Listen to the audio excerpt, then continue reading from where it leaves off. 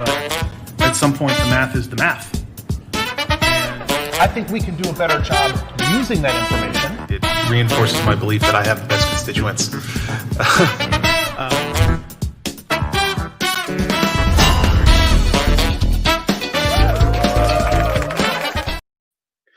Hello, Austin. Hello, District 6. Hello, all my wonderful Clawback viewers watching live and watching later in the save stream.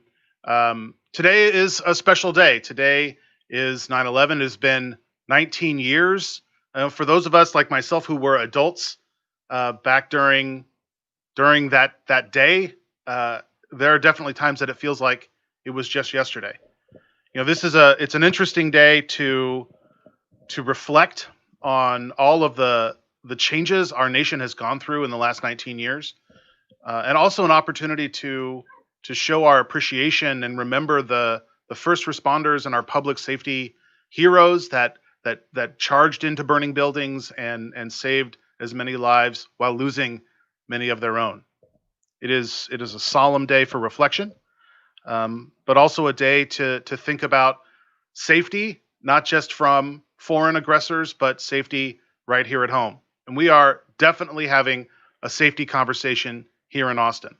And I don't have to go into the long version of it, right? But there's a lot of overlays to this. There's safety during the pandemic, where Austinites are still doing a good job wearing your masks, avoiding too many close-in, tight situations. We're back into stage 3, so you can do your outdoor gatherings of 10 people or less.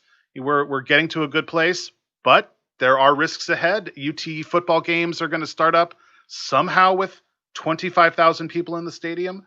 I was a Longhorn band member, and so I've spent many, many, many hours in many games in that stadium, both as a band member and a student, and in the alumni band. It is going to be a challenge, and I hope that UT is doing everything that it can possibly do, short of maybe not having 25,000 people in the same building. And then we have all of our other conversations about public safety in general. Austin remains the safest central city in America. At the same time, the police department budget has almost doubled in the last 10 years. The population's grown by just 30%. I hear as many people complaining about their tax bills as I do about anything else. And ultimately, a department that doubles in size and outpaces population growth 2 to 3 times it's just not a sustainable model. And so we're doing really important and critical work that I'm leading on, chairing the Public Safety Committee, and doing the types of pragmatic reforms that are going to keep this city the safest city in America, but also help curtail the rising cost of government in the largest bureaucracy funded with your tax dollars. So many things going on today, but we've got a couple of great guests in the show.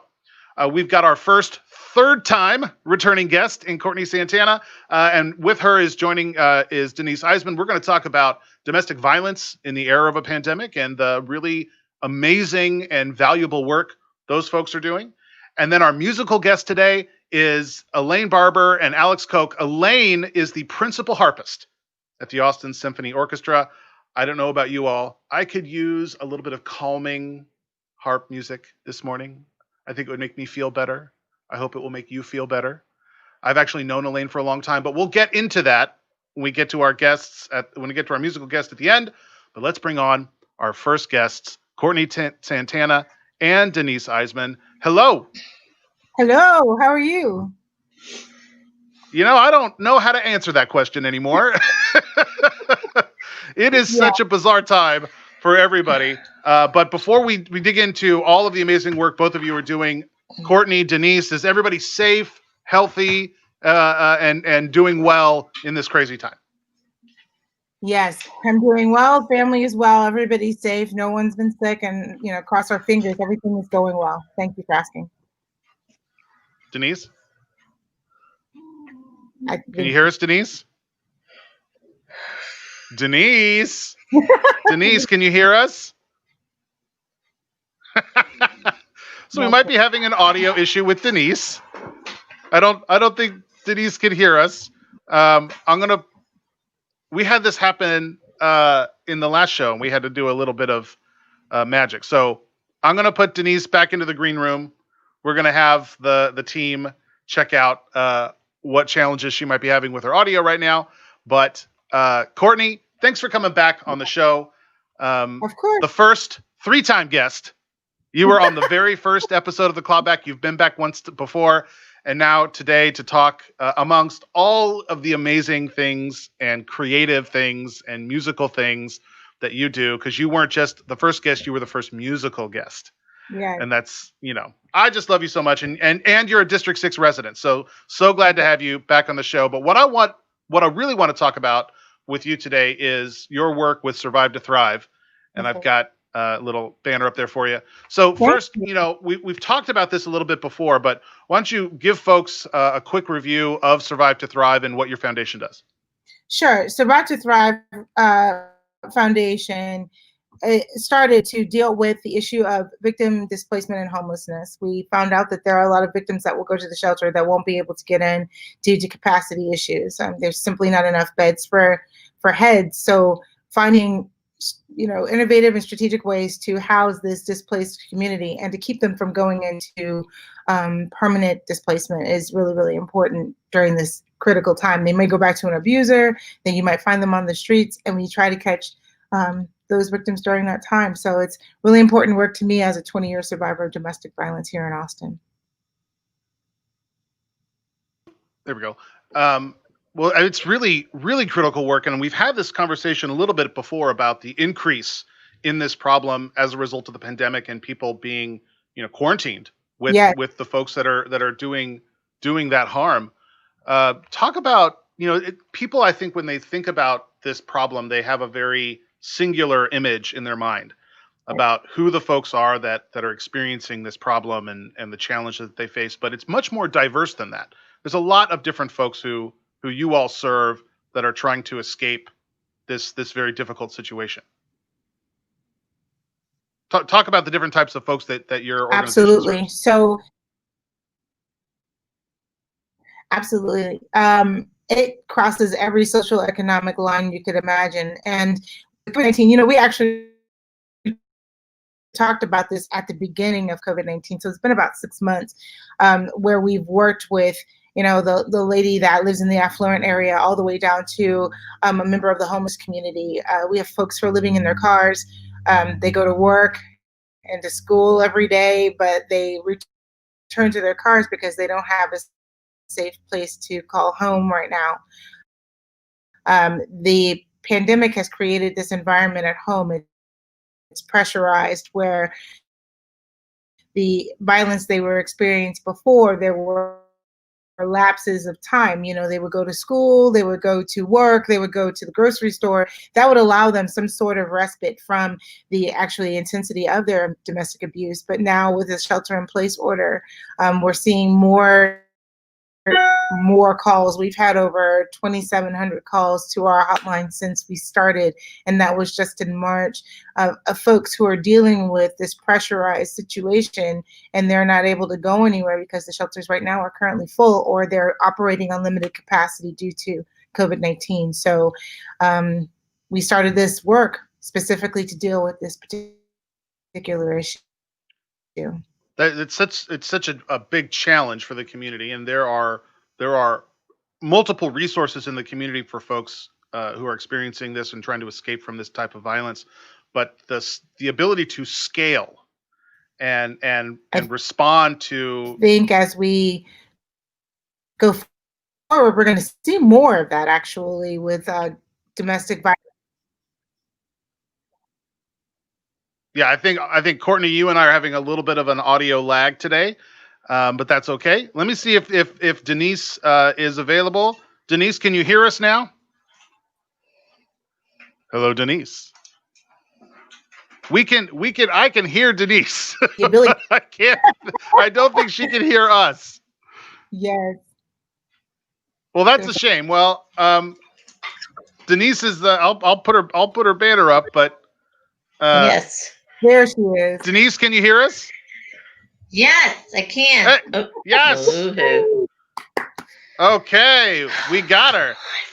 So, so we were just talking with Courtney about what Survive2Thrive does and the challenges of domestic violence.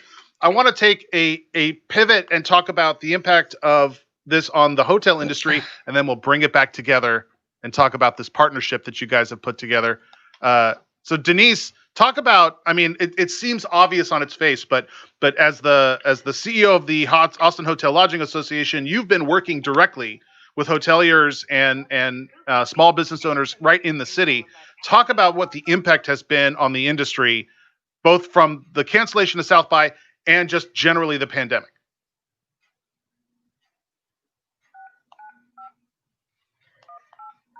Thank you. Your pin Are you- does announce a meeting that's ready to start. Are you hearing us, Denise? Enter the meeting pin followed by the pound key.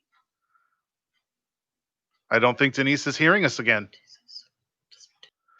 So we'll bring back. That's great. Okay. Welcome back, Courtney. Hi.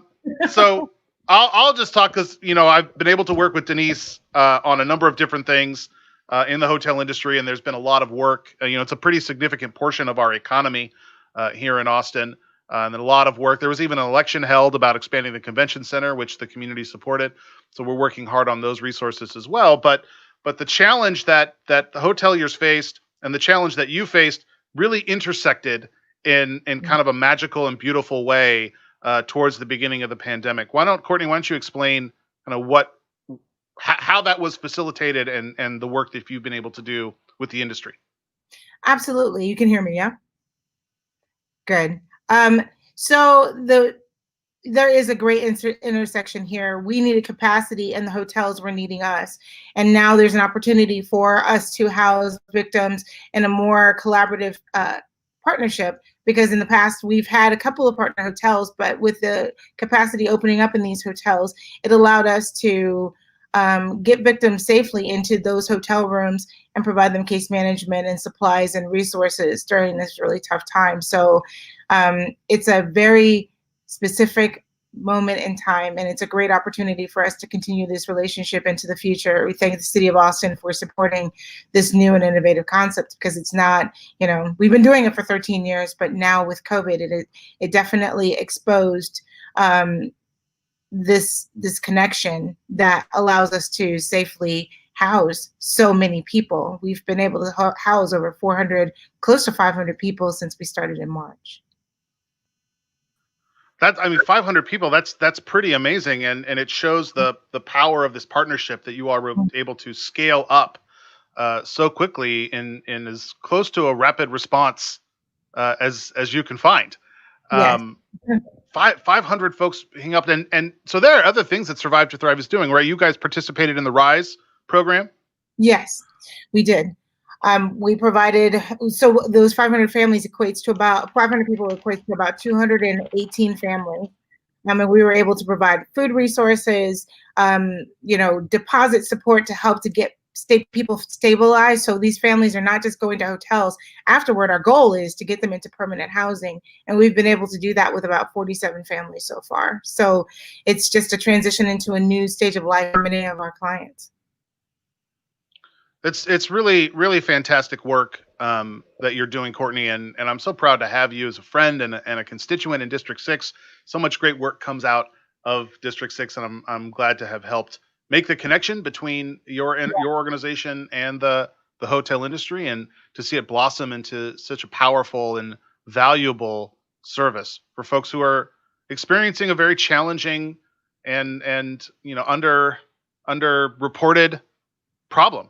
That you know, at the beginning of the pandemic, I don't know that anyone but you was predicting that this challenge would happen. I wasn't even doing it then either, because I remember having these conversations going, this is really happening? Like, who even anticipates? You can't anticipate a pandemic. But it allowed us to start thinking more innovatively about how we can actually use what's established instead of building building buildings. It doesn't make sense right now. And especially since that synergy, was there between hotels, them actually needing us. Because I went back to them about 5 years ago and I said, hey, listen, the victims of this program are going to come to you anyway. We have domestic violence victims, they go to hotels. That's just kind of what they do. Can we start a conversation about that? And they were like, there's always issues with evacuees and people who are dealing with, escape. So they worry about damages, they worry about liabilities, but they were open. They were saying, listen, if you can come up with a liability plan, you can come up with, the insurance to cover damages, then we would be willing to talk. So 5 years ago, when we started hashing this out, we had no idea that COVID was a thing, and it just came at the right time. So we are so thankful to you, Councilmember Flanagan, for making the connection with us and the hotel industry, and it's only growing from here. It's pretty exciting to watch. Well, thanks, Courtney, for being so creative and innovative in helping solve this very challenging issue. And it's not every organization with a long history that can pivot and take on modern challenges with modern solutions. And so it's very impressive, the work that Survive2Thrive is doing, and I'm proud to have supported it and included Survive2Thrive in all of the amazing work that's going on at the city. I might try Denise one more time. Okay. Because I do want to talk about the hotel. I can see she thinks she's putting in headphones. I'm vamping for time a little bit. It's okay. Here we go. Hey, Denise, are you there? Can you hear us, Denise? I'm gonna tell her. Nope. Any chance that Denise is gonna pop into the audio here in a second? She was, yeah. No? Maybe? We don't.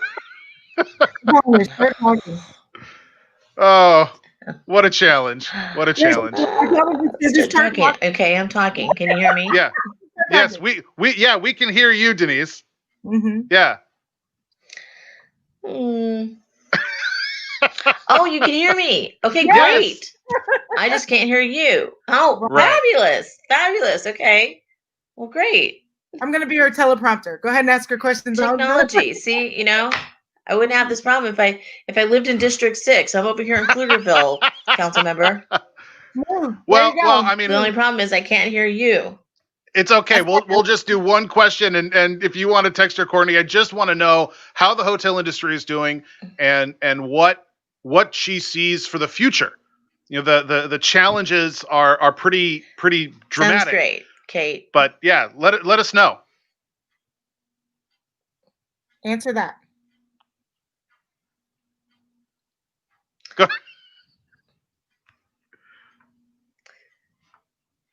Did she not get the question?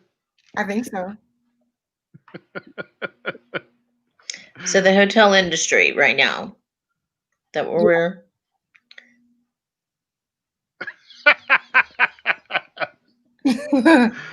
Oh.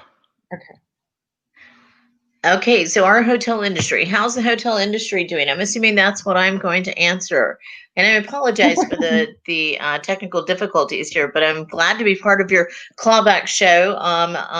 Councilmember, as you know, I mean, the hotel industry, we're always in the spirit of hospitality, and unfortunately, the spirit has not been 100%. But we are appreciative of the staycations during the weekends, and luckily here most recently we're able to help with our community outreach with Hurricane Laura, and obviously with programs like the Sanctuary and the Survive2Thrive programs, and being able to help as much as we can. The hotels, obviously, as you know, with the cancellation of South by Southwest was a huge impact.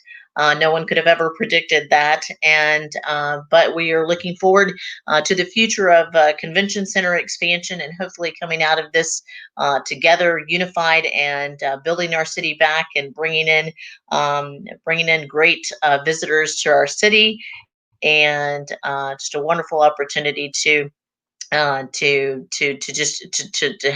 Austin thrive again, and see our businesses opening back up and such. So with the convention center expansion and our Project Connect, and we see some really great opportunities for the future in helping us get a kickstart on that comeback in our industry. Hopefully you're seeing the next question. I would love to know more about the safety protocols the hotels are using to keep folks safe. I'm guessing being asked in regards to our safety structures that we built in the hotel industry. I apologize for if I'm reading this wrong. You're good, You you're know, good. Austin implemented, many of the hotel brands implemented a stay safe plan for their brands, and you know, the social distancing and honoring all rules that are coming from the county level, the city level, the state level, and all of the CDC orders, and following those rules in regards to social distancing, in regards to the check-in process, in regards to having rooms that, you know, in the meetings and gatherings, and following that protocol. Really applaud all of the hotels and how they have been able to maintain the safety, and being able to have each guest feel comfortable as they come into the hotel, and as they are there to stay and enjoy, perhaps, like I said, a staycation, or just a mini vacation with their family, as they're not flying the friendly skies right now. And so we're just appreciative of those opportunities, of people taking advantage of the time that they can actually get out and stay at a hotel and feel safe, and and still enjoy Austin, enjoy the lakes, and still enjoy an opportunity to be here in our beautiful city. Well, thank you, Denise. And I know that you can't hear what I'm saying right now, but I really appreciate the work that you've done, and the work that Courtney, that you've done with Survive to Thrive, and providing value to this community, not just for domestic violence survivors, not just for folks on staycations, but hotels have stepped up as quarantine facilities, and helping with some of our homeless Thank issues. you. And I mean, it's just Thank you for been all you're doing, Councilmember Flanagan. We really couldn't do. I'm sorry if I'm interrupting anybody's conversation, but I just wanted to give a special thanks to you, Councilmember Flanagan, because truly you are one of our strongest supporters in the industry. We appreciate you for that, and recognizing the needs that we have as a hotel group, and being there to support us and the industry, all in the spirit of hospitality. And we're just so pleased to be a part and a partnership with the Survive to Thrive, because we are, as an industry, we do focus on nonprofit organizations. We focus on community outreach. We focus on giving back to the city, and together we will overcome this pandemic, this dark cloud, if you will. I don't even want to call it a pandemic. This dark cloud that is over us, because once we get past this, we're going to be back to rocking and rolling, because we are still the live music capital city of the world. Well, thanks, Denise. Thank you, Courtney, for coming on the show. I appreciate all the hard work you're doing. And, you know, Courtney, we'll have you on for a fourth time soon. Well, you know, we're going to do a duet soon, hopefully. I love Thank that. I you. love that. Thank you. Thank you. Well, you know, we worked through it a little bit. We worked through. This is a live show, everybody. We're making it happen, live and in real time.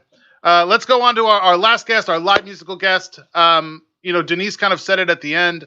You know, the industry that she represents, and tourism and hotel lodging, it flows so much into how our restaurants and live music venues stay open and survive. And you know, the economic ecosystem that those industries represent are so valuable to not just tourists, but to the very cultural centers that benefit Austinites. And Elaine Barber, who we're bringing onto the show, you know, is a part of one of those cultural institutions that you don't often think of when you're walking down 6th Street, but are part of the heart and soul of live music in our city. So I want to welcome to the show Elaine Barber. Hey, Elaine. Hey, Jimmy. Good morning. Hi, Elaine. And Alex, welcome to the show. Thanks. We're glad to be here. Well, thanks for coming on. You know, you've been with the Symphony for a long time. I don't think that's unfair to say. That's not unfair to say. I came to the Symphony in 1991, so it's been a long haul. And I've been making music with these people for all those years, and it's my family. It's the people I work with and make music with, and I'm thrilled that they're finding ways to survive through this time when we can't play for our audiences. It takes a lot of creativity to kind of make that leap to coronavirus time. Well, I want to hear about the impact to your music and the Symphony, but first, are you and your family safe? Everybody healthy? in this time? We are all safe, thank God. My children, my grandchildren, Alex and I, we're all just we're hunkering down and weathering. I'm so glad to hear that. You know, a lot of folks don't know that you and I used to be neighbors. We actually were next door neighbors for a while, and by complete random chance. And I had the joy, as I've told you before, of certain mornings waking up to the sound of harp music. It was a real joy. I should have had to pay extra on my rent for that. Oh. Well, I'm happy you didn't bang on the walls. It was beautiful, and it's so great to see you. And thanks again for coming on the show. So talk about the impact of the pandemic and the shutdown and South by's closure on your music in the symphony. Well, actually, I was playing with. I was the week of the shutdown. I was doing a guest show with San Antonio Symphony. We rehearsed all week long. By Thursday, people were starting to think, maybe this isn't going to happen. And Friday morning, just as we were going into dress rehearsal, the mayor of San Antonio said there are no gatherings of people more than 50 people. So we just rehearsed all week and then didn't play the concert. And ever after that, live shows have just not been happening. And people who run arts organizations have been working to try to figure out how we can still get music out in the world without having live audiences and live shows. And it's been a real challenge to everyone's creativity and everyone's sense of innovation. Well, one of the things that the two of you have done to innovate is you do a show of your own. Is that right? That's right, in our driveway every Monday night. In the driveway.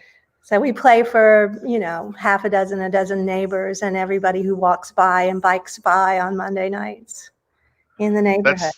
That's so amazing. I mean, and for you and your partner, Alex, to both be incredibly talented musicians, how did the two of you meet? You want to feel that one? We met in the Musicians Union Wage Scale Committee, and Elaine was on the orchestra committee because they had just moved into a new venue back. Was that it when we were moving into the Long Center? And there was an issue about cartage for the harp and the timpani, and I was representing club musicians in Austin at the time. Totally romantic stuff.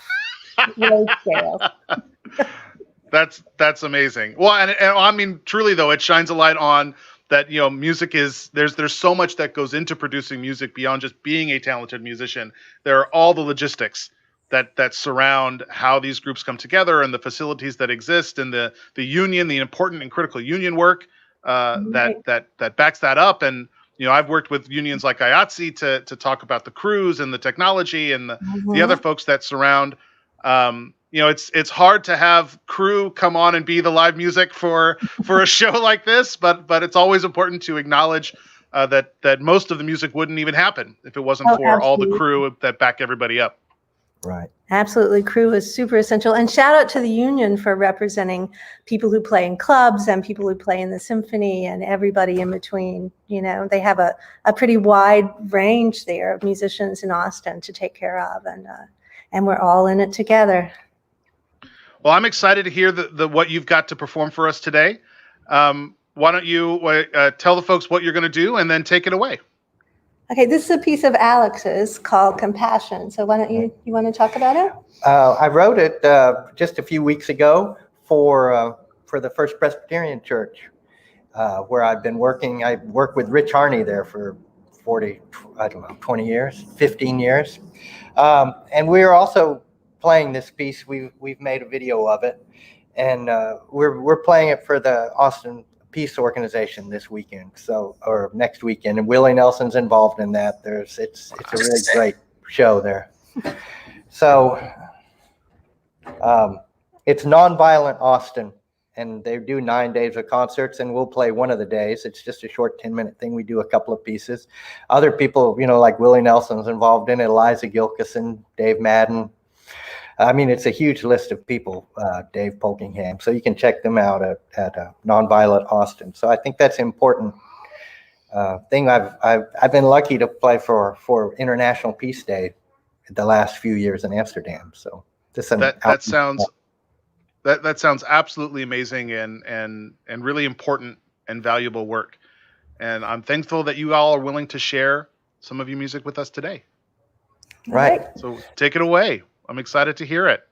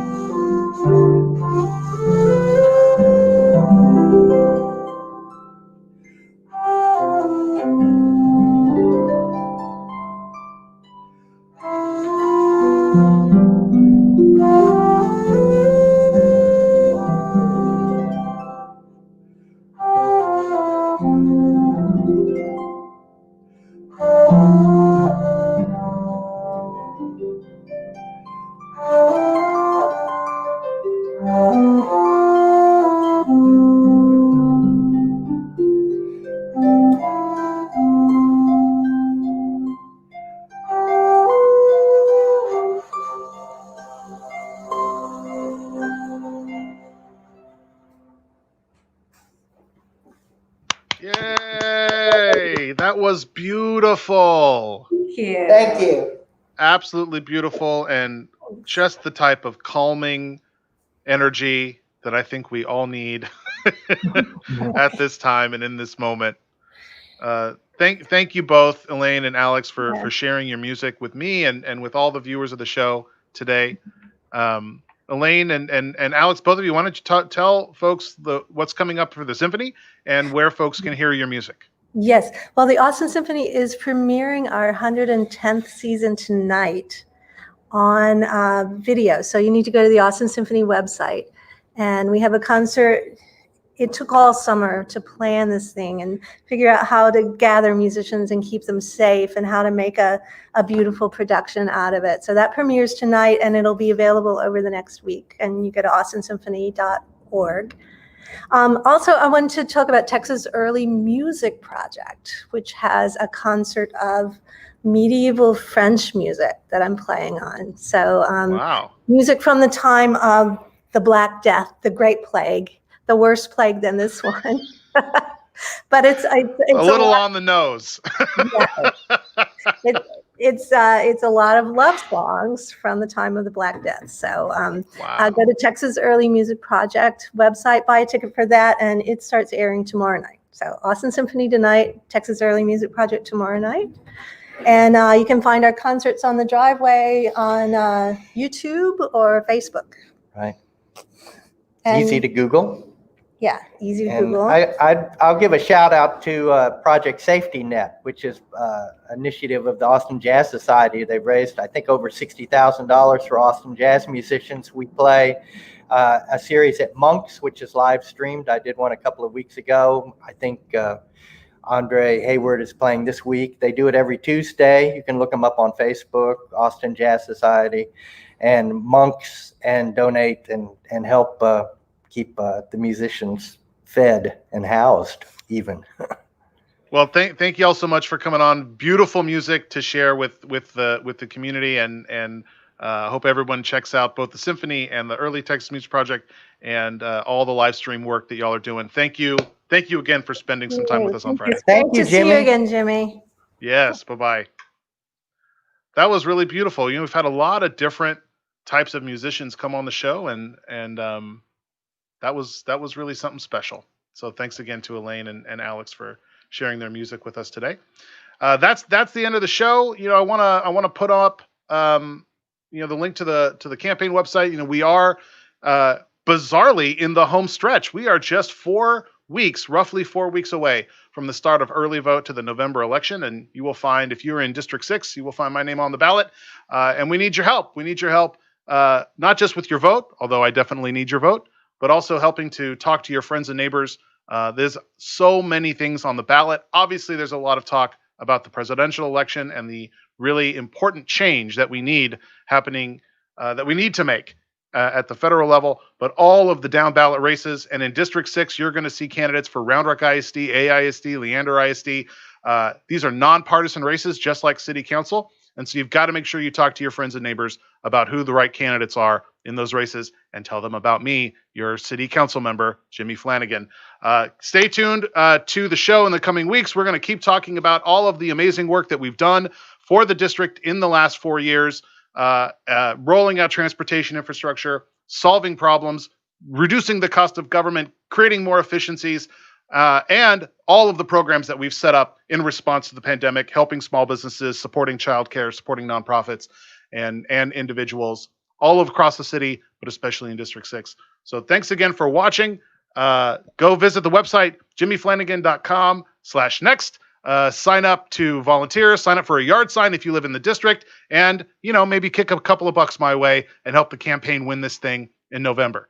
Everybody stay safe out there. Keep wearing your masks, keep doing the right thing, and we will see you next week.